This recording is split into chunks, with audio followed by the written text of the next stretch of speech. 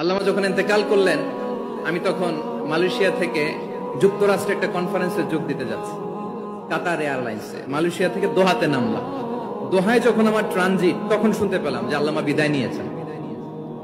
Social মিডিয়ায় শুনে বিশ্বাস করতে পারলাম না। মুহূর্তের মধ্যেই মাসুদ সাইদি ভাইকে মেসেজ করলাম, উনি কোনো উত্তর দিতে পারলেন না। মাসুদ ভাইয়ের সাথে যখন কোলাকুলি করি, আমাদের শামীম ভাইয়ের সাথে যখন কোলাকুলি করি, মনে হচ্ছে আল্লামা সাইদির ঘ্রাণ পাই। শরীরটা লিটারালি কাঁপছিল, নিজেকে মানাতে পারছিলাম না, বিশ্বাস করতে পারছিলাম যে আসলে আল্লামা বিদায় নিয়েছেন। ইন দ্য মিন টাইম আমার সেকেন্ড ফ্লাইট, দোহা টু নিউ ইয়র্ক, 12 ঘন্টার ফ্লাইটে উঠলাম। ইন্টারনেট থেকে বিচ্ছিন্ন হলাম। নামার পরে শুনলাম আল্লাহু আকবার, যেখানে ওনাকে কবরস্থ করার কথা ছিল সেখানেও কবর দিতে দেয়া হয় নাই।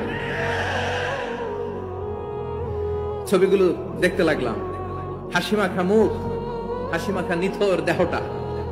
মরণে হাসিবে তুমি, কাঁদিবে ভুবন। From east to west, from north to south, the entire globe, গোটা বিশ্ব ওনার জন্য কেঁদেছে। গোটা বিশ্ব কেঁদেছে, কাবার গিলাফ ধরে ধরে মানুষ চিৎকার করেছে।